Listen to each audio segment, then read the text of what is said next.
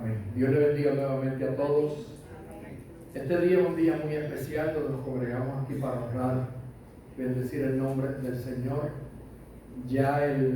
Esta semana, ya el martes, la costumbre es celebrar Nochebuena y el miércoles celebrar Navidad.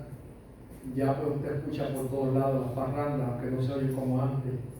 Los matutinos que antes daban las iglesias, pues también se han eliminado. Es muy rara la congregación que da los matutinos. Pero nada, damos gloria a Dios porque para mí esta no es la verdadera Navidad. La verdadera Navidad es el nacimiento de Cristo en mi corazón. Amén. El día que Él nació en nuestros corazones, esa es la verdadera Navidad. Lo de hoy es comercio. Es bombilla, es árboles, es colores, es guirnalda, pero todo eso se queda simplemente como en el reflejo de lo que alguien quisiera celebrar, pero que la verdadera Navidad hay que celebrar aquí dentro y en todo el año. Yo quiero invitarlos a que busquen la palabra conmigo. Vaya al Evangelio de Lucas, el capítulo 2. Evangelio de Lucas, el capítulo 2. Voy a dar lectura a algunos versículos desde el 8 hasta el 11. Y lo leo a la gloria del Padre, a la gloria del Hijo y del Espíritu Santo. Había pastores en la misma región que velaban y guardaban las vigilias de la noche sobre su rebaño. He aquí se les presentó un ángel del Señor, y la gloria del Señor los rodeó de resplandor y tuvieron gran temor. Pero el ángel les dijo: no temáis, porque he aquí os doy nuevas de gran gozo, que será para todo el pueblo, que os ha nacido hoy en la ciudad de Belén un Salvador, que es Cristo el Señor. Pueden sentarse. Ya hemos orado para que Dios se glorifique en el día de hoy a través de esta palabra que vamos a predicar. Gloria al Señor. Si usted se pone a estudiar la palabra, Mateo y Lucas relatan algunos detalles de lo que fue el nacimiento de Jesús. Pero Lucas está hablando hasta el versículo 7 de lo que sucedió allá hasta el pesebre. Y luego de repente en el versículo 8 cambia y comienza a hablar acerca de lo que sucede fuera del pesebre. Él da un salto en la historia. O sea, no me quedo en el pesebre con el niño nacido, sino que ahora se mueve y comienza a relatar lo que sucedió más adelante. Y la Biblia dice que habían pastores en la misma región. No sabemos a qué distancia se encontraban los pastores del lugar donde Jesús nació, pero sí la Biblia dice que en la misma región habían pastores. A mí me llamó mucho la atención mientras estudiaba esta palabra, porque la Biblia dice que ellos hacían varias cosas. Primeramente, velaban, y número 2, guardaban las vigilias de la noche sobre su rebaño. O sea, no solamente estaban velando, sino dispuestos a pelear contra cualquier enemigo que viniera a hacer daño a su rebaño.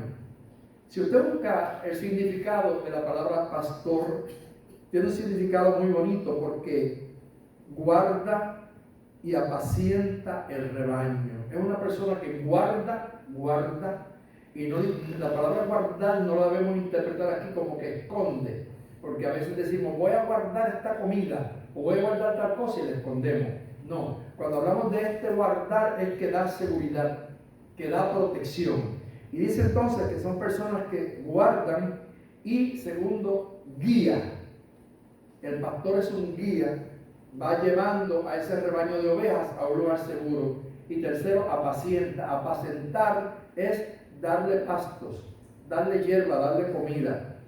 Entonces, en su mayoría, estos pastores eran siervos que trabajaban para ricos propietarios de ganados y rebaños, y tenían que ir de pasto en pasto con los animales. Yo anoté este detalle porque, según la historia, mucha gente que tenía dinero y que tenía rebaños confiaban en sus hijos para que fueran los pastores de ovejas hasta cierta edad. Pero muchos de ellos consideraban que el trabajo de pastorear no era digno para los hijos de ellos. Entonces contrataban a unos asalariados que eran gente pobre, gente que necesitaban ese salario y por lo tanto se decidían a perder noches, porque el pastor pierde noches. Y esto lo digo en el sentido del que pastorea ovejas, pero lamentablemente pues esto se cumple también el pastor de gente. Pierde noches, porque tiene que estar aquellos peleando contra un león, contra un oso, contra un lobo, y acá el pastor que guía la iglesia peleando contra los demonios, contra los espíritus malos, contra el desánimo, contra el desaliento, contra tantas cosas que hoy rodean a la iglesia del Señor y que a veces pues el pastor tiene que establecer vigilia por los que están fuera, o sea, por los que están dentro de su rebaño. Ahora, había algo muy importante y era que el pastor no podía dejar perder ni una de las ovejas del rebaño que le confiaban. ¿Por qué? Porque en Génesis se habla acerca de esto en el capítulo 31, versículo 39. Cuando un pastor perdía una oveja por la razón que fuera, él tenía que pagársela al dueño. O sea, no pasaba así como que no, como que pasó y no. Tenía que pagársela al dueño porque el dueño lo escogió a él pensando que era la persona de confianza y de entrega, que sabía lo que tenía en la mano, una propiedad que no era suya. Yo pienso que en el sentido espiritual, si nosotros pensáramos la labor tan importante que le corresponde a un pastor de almas, cada oveja que vive entre nuestras manos, es una responsabilidad personal que tenemos. A veces hay gente que no entiende esto. Los otros días yo publiqué algo que alguien dijo, no lo dije yo, lo publicó alguien, y decía que antes el miembro de una iglesia iba a salir a visitar la congregación y primeramente hablaba con su pastor y le decía: pastor, me invitaron para tal sitio o deseo visitar esta iglesia, pero sabe que llegó un momento en cuando eso se cambió y hoy en día los miembros de la iglesia salen, usted no sabe dónde están, y no es que el pastor es su dueño ni que usted tenga que pedir el permiso, es simplemente que usted debe tener una consideración por el líder que Dios llamó. ¿Por qué razón? Porque ese líder tiene que dar cuenta a Dios por él. De la misma forma que aquel que pastoreaba ovejas tenía que pagar por la que no estaba en el rebaño y que desaparecía, nosotros pastores tenemos que dar cuenta a Dios. ¿Y por qué el pastor es celoso en este sentido? Precisamente en el tiempo de hoy, vivimos en un tiempo donde cada día que pasa aparecen nuevas doctrinas y doctrinas falsas. Y sabe que hay mucha gente que a veces ha ido a visitar una congregación y cuando han venido para atrás han traído otros pensamientos muy distintos. Comienzan a pelear contra el líder porque ahora no están más de acuerdo con lo que han aprendido, lo que se les ha enseñado, porque allá oyeron otro tipo de doctrina, otro tipo de dogma, otro tipo de algo que les turbó la mente y que entonces empieza a haber un problema entre pastor y oveja. No es que yo soy dueño de la congregación, el dueño aquí es el Señor, pero creo que por deferencia el pastor debe ser informado cuando un miembro se ausenta de la congregación, porque si usted se muere por el camino, usted lo sabe, el pastor no sabe. Si usted cae en una doctrina errónea, ¿dónde tomó esa doctrina errónea? Y siempre es necesario, ¿verdad?, que usted entienda el por qué muchas veces los pastores actuamos como actuamos. Es que hay algo bien importante y algo bien delicado entre la relación de esa oveja y de ese pastor, no por lo que son ellos, sino por el que es dueño de ellos. En el sentido literal, el administrador o el dueño de ese rebaño le pedía cuenta a su pastor. Por eso es que mire, Jesús hablando del buen pastor, ¿sabe qué dice? Que el buen pastor deja las 99 y se va a buscar la que se perdió. ¿Por qué las deja? Porque primero él se asegura, aquí yo le expliqué que él guarda, las asegura en el redil. Y después que él está seguro de que están bien, entonces sale y se va a buscar a esa, a la que se le perdió en el camino, a ver a dónde está. Por dos razones. Número uno, porque es parte de su redil y él lo ama. Y número dos, porque él tiene que darle cuenta por esa oveja que no es suya y que él tendrá que pagar por ella si la oveja se pierde. Entonces, hermanos, estos pastores que estaban allí estaban concentrados en su trabajo. No sabemos a qué hora se le aparecía un ángel, pero la Biblia dice claramente ahí, fíjese bien, que de momento se le apareció un ángel del Señor. escuche bien, y se especifica un ángel del Señor. Y cuando usted estudia la palabra, cada frase o cada detalle tiene un significado. Porque si usted sabía, hay ángeles del Señor y hay ángeles que no son del Señor. Por ejemplo, cuando hubo la rebelión en el cielo y Satanás, aquel querubín, se rebela contra Dios, una tercera parte de los ángeles del cielo fueron engañados, se apartaron y cayeron. Ya esos no son del Señor. Esos pertenecen a otro rey, a otro reino, a otro dominio, que es el dominio de Satanás. Entonces, hermanos, aquí Lucas explica y claramente dice un ángel del Señor. Y aquí hay que tener cuidado, porque muchas veces hay gente que dice: yo soñé, a mí se me apareció un hombre, o se me apareció un ángel, o se me apareció esto y lo otro. Y por ejemplo, hay gente que hoy en día, escuche esto, yo me sorprendo cuando veo, y esto lo he comentado antes aquí, cristianos nacidos, criados en el Evangelio, y se atreven a decir que la gente que muere y que son ángeles. Eso no es bíblico. Ninguna persona que muere se convierte en ángel. El que muere es un alma y va al paraíso, si es cristiano, a gozar con el Señor en un estado de paz, esperando el sonido de la trompeta. Y el que murió sin el Señor es un alma que va a lugar de tormento y que estará siendo atormentado hasta el día en que resucite para enfrentarse ante el juicio final. Entonces es hora de que la iglesia aprenda y deje de estar diciendo disparates de que los que se mueren es un ángel que está en el cielo. Ay, que ese niñito que murió es un ángel, que esa hermana es un ángel. Eso no es verdad. Entonces, otro error. Mire, yo tengo gente ahí que a veces yo digo: pero Señor, ¿en qué evangelio se criaron? Todos los años, el día que su mamá o su papá cumplía años aquí en la tierra, le mandan un cumpleaños feliz al cielo. Mamita, te felicito porque hoy estarías cumpliendo 95 años. Yo sé que ahora los ángeles te están cantando cumpleaños feliz. El Señor reprenda al diablo. ¡Qué ignorancia! Entonces, el cristiano que vive comunicándose con los muertos, escuche bien, indirectamente está practicando el espiritismo. Porque el espiritismo es la secta ocultista o diabólica que cree que los vivos y los muertos se pueden comunicar. Yo no puedo comunicarme con ningún muerto. Y ningún muerto se puede comunicar conmigo. Y si algún espíritu viene y se comunica, es de los ángeles caídos, no de los ángeles del Señor. Si alguien viene y se comunica con un vivo y comienza a hablar como que es fulano de tal, eso es un demonio. Eso es un ángel caído, no es un ángel del Señor. Por eso quise hacer una paradita aquí para explicar a la gente que Lucas está especificando que hay ángeles del Señor. Porque también hay ángeles que no son del Señor. Ahora, pasaron allí tres cosas. Lo primero, se le presenta un ángel. Lo segundo, la gloria del Señor los rodeó de resplandor, porque la gloria de Dios se manifiesta en luz. Donde está el Señor, ahí hay luz. Así es que la presencia de Dios trae luz. Imagínense, ellos sabían que a la hora de la noche que estaban cuidando sus ovejas y de momento se le presenta un ángel y viene y los envuelve en luz, ellos están notando y saben que no es el sol, porque el sol sale por la mañana y están en la noche y en la noche no hay sol. Y el resplandor que bajó era más grande que el del sol, porque la gloria de Dios resplandece más que el sol. Porque si usted se pone a mirar, mire Génesis. En Génesis, cuando la Biblia habla de la creación, dice la Biblia: y dijo Dios sea la luz, y fue la luz. Y hasta mucho más después es que dice que Dios hizo el sol y la luna.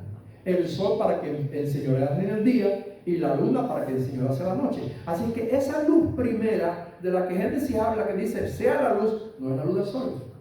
No es la luz del sol. Es la luz de la gloria de Dios que resplandeció sobre todo aquello que Dios había hecho. Es luego que entonces Dios crea al sol y crea la luna, que tienen un periodo de tiempo para dirigir la tierra. Ahora, yo vivo en la luz eterna. O sea, cuando tú vives en la luz eterna, es que tú vives cubierto por la gloria del Señor. Porque la gloria del Señor es permanente. El sol dura 12 horas, la luna 12 horas, pero la luz del Señor, la presencia del Señor, la gloria del Señor es permanente, y yo sé que aunque no la vea, yo la siento. Y yo sé que aunque yo no vea ese resplandor que me envuelve por donde quiera que voy, yo sé que su gloria está conmigo, que su presencia me acompaña. Así es que tuvieron entonces gran temor, no poquito, porque la Biblia dice que era gran temor, y por eso todas las palabras son importantes. No es que tuvieron un miedito, sino un miedote, porque cualquiera se asusta. Usted en medio de la noche que un ángel le hable, y un ángel no es como usted, como yo.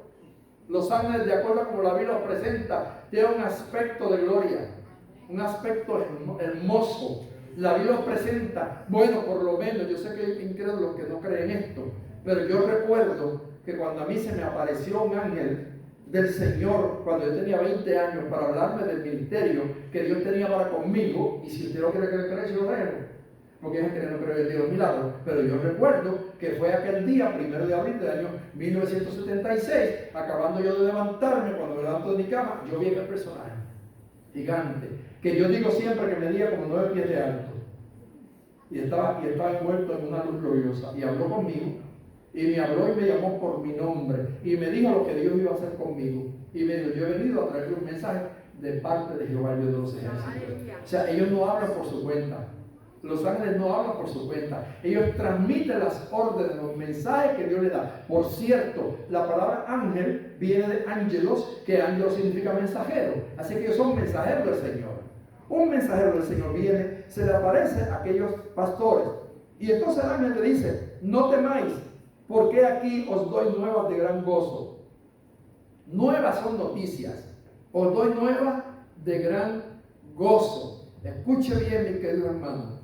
Saber que la profecía se cumple debía producir en la humanidad gozo, porque había cientos, siglos que se había profetizado la llegada del Mesías. Entonces el momento en que se cumpliera esa profecía debía ser un momento de alegría, de gozo para toda la gente. No temáis, nuevas de gran gozo, y no solamente para ustedes, es para todo el pueblo. Refiriéndose primeramente al pueblo de Israel, al que se ha dado la profecía, y después al pueblo humano, a toda la humanidad, porque todo el que recibe a Cristo se llena de gozo. Amén. Usted ve tanta gente que vivía en amargura, gente que estaba llena de complejos, de dolor del pasado, y cuando Cristo llegó a sus corazones, su vida cambió, porque el Señor cambia la vida. Gloria al Señor. Escuche bien, os ha nacido un Salvador. ¿Oyó bien? Os ha nacido un Salvador. Tal vez usted lo lea rápido y no entiende lo que eso significa, pero cuando usted lee eso, usted tiene que regresar a Génesis capítulo 49, versículo 10. Porque en Génesis es donde Jacob se está despidiendo de sus hijos y le está echando la bendición final antes de morir. Y a cada uno le da bendición. Pero cuando llega a Judá, le dice, no será quitado el cetro de Judá, ni el legislador de entre sus pies, hasta que venga Silo, y a él se congregarán los pueblos. Entonces usted dirá, ¿qué tiene que ver eso? Lo que pasa es que la palabra Silo del hebreo, lo que significa en español es Salvador. Así que Jacob estaba profetizando la llegada del Salvador del mundo. Ahora, cuando los ángeles dicen, os ha nacido un Salvador, lo que le está diciendo es aquello que hace siglos profetizó Jacob al dar la bendición a Judá. De la tribu de Judá vendría Silo, o sea, el Salvador. Y en Cristo se estaba cumpliendo en ese día. Y a él se congregarán los pueblos. ¿Por qué se congregarán los pueblos? Porque el único que salva es Jesús. De tribu, nación y lengua, el único que salva es Jesús. Al único que se le ha otorgado el derecho de perdonar pecados. Al único que se le ha otorgado el derecho de dar salvación a la humanidad. Entonces, hermanos, Jesús es quien estaba esperando, el que vendría a dar salvación. Isaías capítulo 7, versículo 14. Había dicho, por tanto, el Señor mismo os dará señal. He aquí que la Virgen concebirá y dará a luz un hijo, y llamará su nombre Emmanuel. Emmanuel significa Dios con nosotros. Y eso se cumple entonces en el Evangelio de Juan, cuando dice: en el principio era el verbo, y el verbo era con Dios, y el verbo era Dios. El verbo, la palabra, ahora se hace carne. Emmanuel, Dios con nosotros. Dios se hace carne para venir a habitar en la humanidad. Por lo tanto, el nacimiento de Jesús son buenas noticias. Amén. Tristemente hoy en día la gente la ha convertido en fiestas paganas. Asamos lechón, la gente bebe ron, la gente hace de todo menos recordar en realidad el valor de lo que significa el nacimiento de Jesús. Era el cumplimiento de profecías de siglos, que los judíos habían esperado un Mesías y que tristemente cuando llegó no lo reconocieron y lo rechazaron. Pero gloria a Dios que lo rechazaron. Se quedaron callados. Yo le doy gloria a Dios todos los días que los judíos rechazaron a Jesús. Porque si los judíos no hubieran rechazado, los gentiles no tuviéramos derecho. Porque la Biblia dice que la salvación viene por los judíos. Así que como ellos no lo quisieron, nos dio a Dios nosotros la oportunidad para que se cumpliera aquello que le dijo a Abraham: en tu simiente serán benditas todas las naciones de la tierra. Oh, mis hermanos, qué privilegio tan grande. Isaías 9:6 dice: porque un niño nos es dado, porque un niño os es nacido, hijo os es dado. Y cuando digo hijo os es dado, tengo que brincar inmediatamente al libro de Juan capítulo 3, versículo 16. ¿Alguien lo sabe aquí de memoria? ¿Quién lo sabe? Levanta la mano todo el que sabe Juan 3:16. Porque de tal manera, escuche bien, amó Dios al mundo, que ha dado a su Hijo unigénito. Y ahí Isaías había dicho: Hijo nos es dado. Y ahora Juan dice: nos ha dado su Hijo, no cualquiera, el unigénito, para que todo aquel que en él crea no se pierda, mas tenga vida eterna. Pastores, gócense. Iglesia, gócense. Ovejas, gócense. Naturaleza, gócense. Porque son buenas noticias. El nacimiento de Jesús cambió la humanidad. Cambió la historia. Gloria a Dios. Y después dice: y el principado sobre su hombro. Ok, el principado sobre su hombro, mis queridos hermanos. Qué tremendo es saber que el Señor es el que tiene el principio.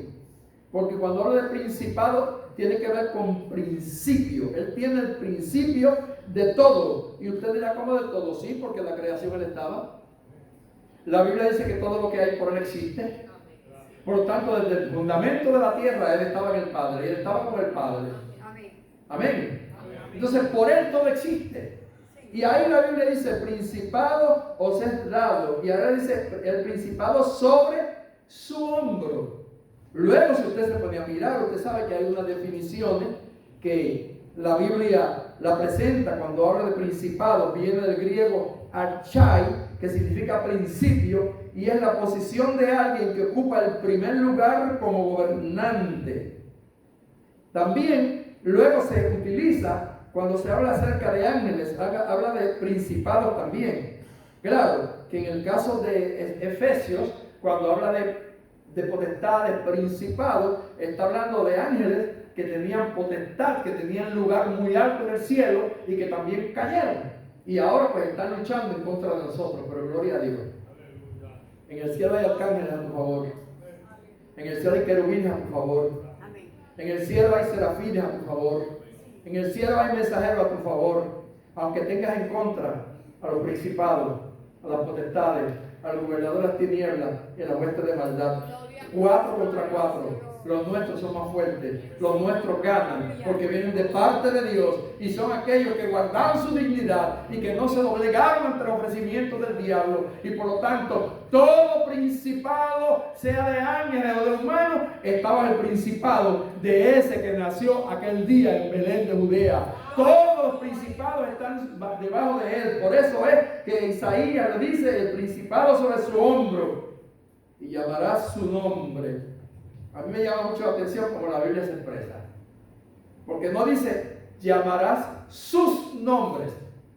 Lo dice en singular. Su nombre, un solo nombre. Y después dice admirable, ¿Sabe qué es admirable? Alguien digno de admiración.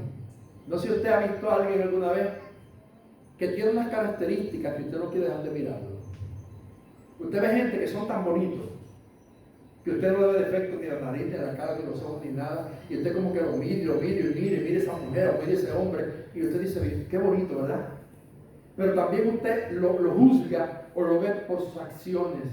Una persona que es digna de admirar porque las cosas que hace, las hace de tal forma que glorifican a Dios en su vida. Son gente que son admirables, gente que se sacrifica. Bueno, en la tierra han habido muchos hombres y mujeres admirables, personas que no han sido ni conocedores de Dios, pero que por sus obras hoy el mundo lo distingue. La gente habla mucho de la madre de Calcuta, hablan de Mahatma Gandhi. La historia habla mucho de Mandela, y todo el mundo admira las obras que ellos hicieron.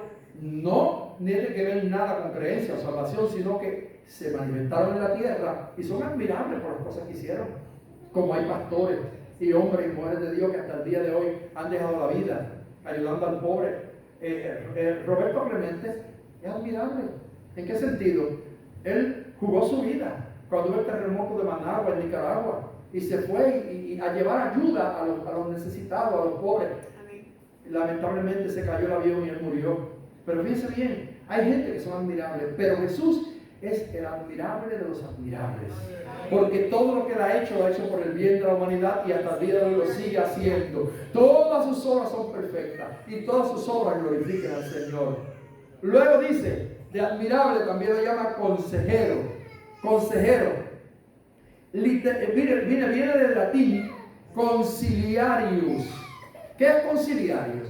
Alguien que concilia, alguien que interviene entre dos personas que no tienen buena relación para tratar de que se arregle la relación entre ellos. Pues mire, Jesús es el mejor consejero.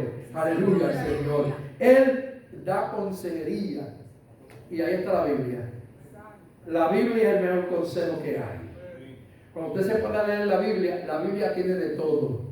A veces usted no sabe ni qué va a hacer. Y le pide al Señor, háblame, Señor. Y usted no oye una voz que le hable oído, pero siente el corazón que le dice, busque la Biblia. Y cuando abre la palabra, le llega un mensaje directo y dice, Señor, aquí está. Me confirmaste. A mí me ha pasado, no sé cuánto le ha pasado. Y no es que la Biblia sea una ouija. No es que la Biblia sea un amuleto. La Biblia es la palabra del Señor. Pero hay momentos en que necesitamos la iluminación del Espíritu para entender la inspiración que Dios dio a aquellos que escribieron esta palabra.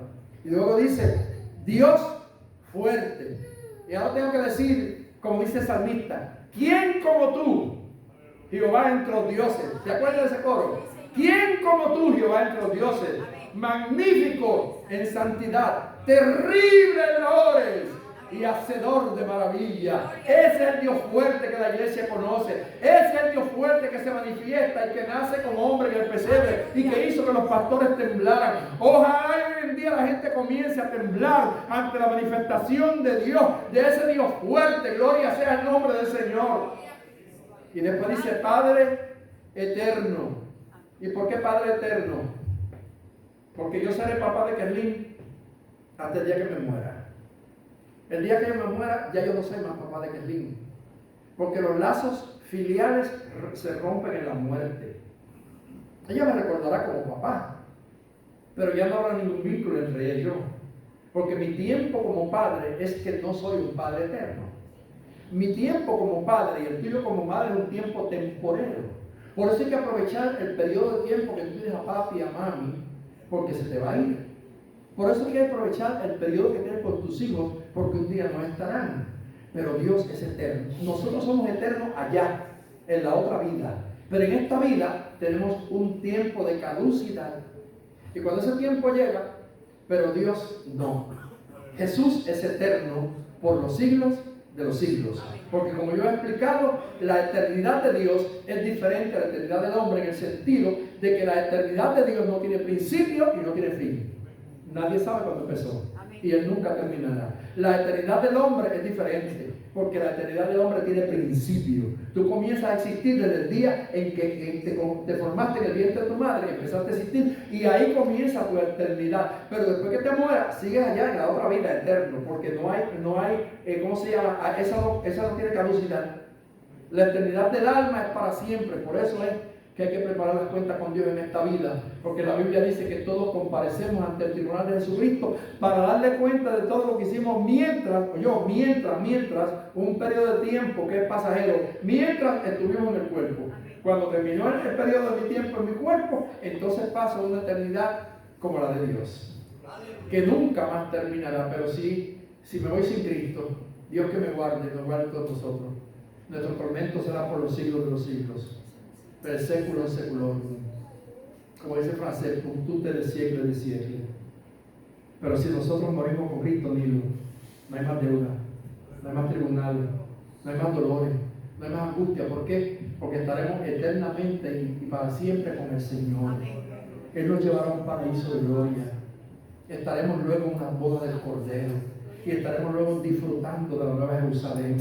Nuestra eternidad será dichosa, será gloriosa, será hermosa. Por eso yo anhelo ese día en que el Señor venga a buscarme, porque será glorioso para los salvados. Gloria a Dios. Y después dice, príncipe de paz. Príncipe se utiliza para distinguir al hijo de un rey, pero tiene que ver relación con lo que di ahorita, principado. Por lo tanto, la paz depende de él. Por eso les digo, mi paz os dejo, mi paz os doy. Yo no la doy como la del mundo. ¿Por qué? Porque la paz emana de él. Amén. El mundo hace guerras, matan miles para tratar supuestamente de traer paz. Entonces cuando va el gobierno, ¿verdad? Como el de Venezuela, que todo el tiempo habla de paz y de paz y de paz, pero siguen matando gente.